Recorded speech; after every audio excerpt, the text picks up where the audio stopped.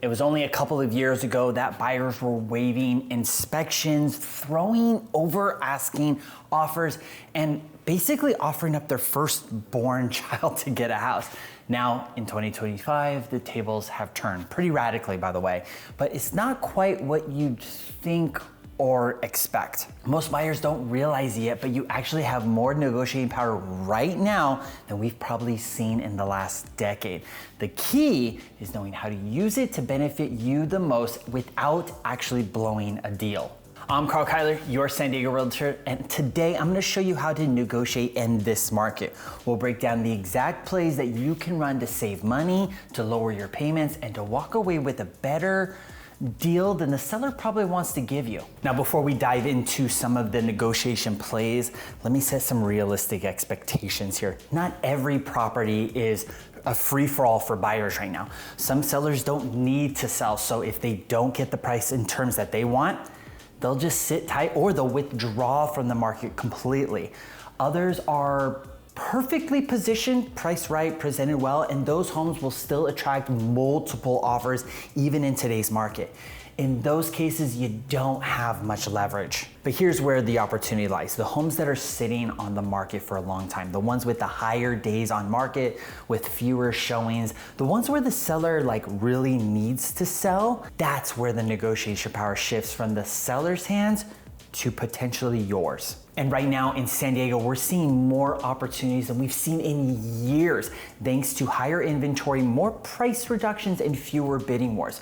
More choices, slower pace, and more motivated sellers means more room for buyers just like you to negotiate with. Of course, when the situation is right. When most buyers think negotiation, they usually jump straight to one thing: price. Can we get the seller to knock off 10 or 20 grand? And for sure, price reduction feels good and it can be advantageous at times, but in today's market, it doesn't actually move the needle as much as you'd think.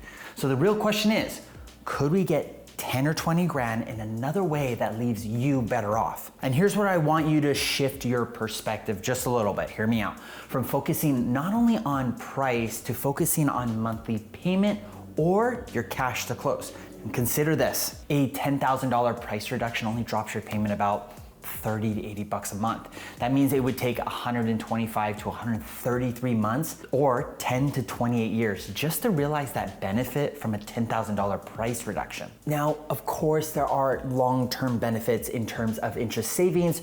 So yes, there are scenarios where a price reduction makes sense. And again, case by case. Let's consider a credit instead. Just consider it. A credit can be applied to a number of different ways, and we'll cover those in just a moment. But the key is, it can save you hundreds of dollars a month right now, and that means you actually benefit from that 10K negotiated sooner rather than later. So here's the mindset shift. Instead of only chasing a lower sticker price, start looking for the negotiation wins that give you the biggest bang for your buck in the months and years you'll actually be living in the home. Because that $10,000 or $20,000 price reduction, that savings and interest is only realized if you have the home for 15 plus years. Okay, so let's talk about the specific ways you can negotiate in today's market. Now, remember, none of these apply across the board. It's always a case by case, depending on the seller's situation, their motivation, and how the home is positioned in the market. But when the opportunity is there, these are the 5 big levers that you can pull. Number 1, lower the purchase price. This is the one everyone thinks of that we mentioned earlier. And yes, sometimes it makes sense. A price reduction is permanent. It lowers your amount, your loan amount specifically, and it helps with long-term interest savings. But don't assume that it's always the biggest win for your wallet month to month. Number 2, temporary rate buy downs, keyword temporary. This is one of the most powerful tools we're using right now in this market. Instead of cutting the price, the seller instead gives you a credit that lowers your interest rate for the first couple of years. For example, you have a 2-1 and a 1-0 buy down. That means huge monthly savings in the years that matter most. And often the seller prefers it because it costs them a little less than a big price cut. And at the same time, it has a bigger monthly impact on your payment. Number 3, a closing cost credit. These are directly used to reduce how much cash you need to bring to the table at closing. That can be huge for buyers who are stretched to cover their down payment and then still need money for their reserves after they close. It can also be stacked with a temporary buy down to double double the impact. Next, number 4, one that's not used very often but can still be very powerful, HOA credits. If you're buying a condo or a townhome, high monthly dues can be a radical turnoff. Negotiating with the seller to cover some of those costs, even if it's just for the first year, can make a huge difference between too expensive and doable for your first year. Lastly, number 5, solar payoffs at closing. In San Diego, solar is everywhere and it's not always paid off. Buyers can inherit these loans or these leases, and that adds to their monthly costs. Negotiating for the seller to pay that balance at closing not only clears title, but also keeps your monthly bills cleaner and lower. Bottom line, each of these tools can be more powerful than just asking for a price cut. And the smartest buyers are looking at which lever, or maybe a combination of levers, will actually make their monthly payment and cash to close the most manageable. The key is knowing which lever makes the biggest difference for you. With that being said, let's scope out a few examples of how a credit compares to a price cut and why one ended up saving my client way more money than the other. Here's one I just worked on. My client found a condo listed at $530,000. The seller was motivated and they had to sell. So we did our homework and we built an offer around that. We came in at $515,000 and asked for about $15,000 back in credits. Those credits went towards a temporary 2-1 rate buy down, which saved my client $500 in the first year per month, and then $250 a month in year 2. And then he still had money left over to apply that towards the closing costs. So let's recap here. We got a price reduction, a lower monthly payment, and help with closing costs, all by applying a different strategy instead of just taking a $30,000 price cut that might have only really saved him maybe $200 a month. And that's the kind of impact you get when you negotiate strategically. A straight price cut wouldn't have come close to those monthly savings, and it definitely wouldn't have helped him with his upfront cash. By securing the credits right, we made the home not only just more affordable to buy, but affordable to own. So how do you take that kind of strategy and apply it to your own search? Here's the playbook I use with my buyers. Number 1, you gotta do your homework. Before you even think about making an offer, figure out the seller's story. Why are they selling? How long has it been on the market? Have they had any other offers? I get as many details as I can so I know how best to leverage the seller's position, like their specific situation, in favor of my buyer. The more motivated the seller, the more options you'll have to negotiate. Number 2, compare the competition. We don't want to only look at homes that sold 6 months ago. That's history. We want to look at what's sitting unsold right now and what's actually moving. That's the market you're negotiating in. Number 3, stack your asks. Don't just go for one thing. Maybe your top priority is payment relief. So we'll ask for a rate buy down credit, but we can also tack on closing cost credits or repairs.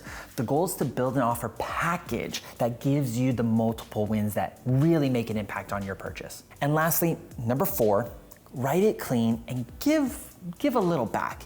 If I'm submitting an offer asking for credits or reductions, I want to include details that benefit the seller as well. For example, shorter contingency periods or a quicker escrow, or even offering the seller a few extra days to move out after closing at no cost.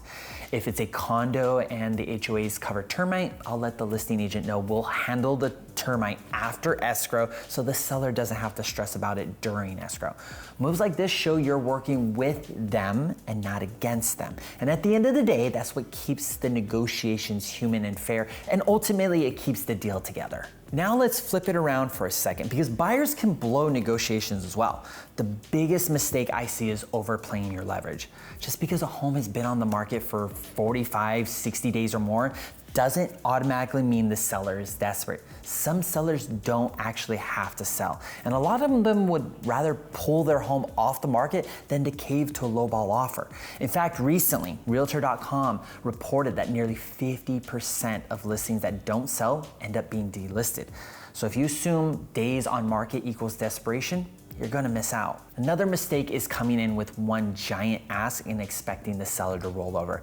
If you want credits, a buy down, repairs, and a price cut all in one shot, most sellers are gonna shut you down. That's why I coach my buyers to rank their priorities. What matters most? Is it lower payment? Is it less cash to close? Is it repairs? lead with that and be ready to give a little on the rest. And finally, ignoring seller psychology. Remember, sellers are still adjusting to this market. Some overpriced, some have sat too long, and others are learning the hard way. Then there's those that price perfectly and are getting attention right out of the gate. If you approach every negotiation like the seller has no options, you risk coming across as combative. And that's how you kill a deal real fast. Just keep in mind, you want the seller to want to work with you. The buyers who are winning right now are the ones who negotiate smart, not hard. So here's the bottom line. Buyers actually have nowadays more negotiating power than we've seen in years, but it's not automatic and it's not with every property. The ones who are winning right now are the ones who know how to use the right levers case by case to either reduce their lower payments, to reduce their cash to close, or to make the home more affordable to own. You gotta think strategically and negotiate fairly, and you'll be surprised at how many more sellers are gonna be willing to do the deal with you when it feels like a win-win. Now, if you're in San Diego looking to buy and you want a negotiating plan tailored to your situation, reach out to me. I'm happy to help you structure a plan to save you the most where it counts and actually get the deal done. Be sure to like and subscribe if you haven't already. As always, I'm Karl Kyler, your San Diego Realtor. We'll see you in the next video.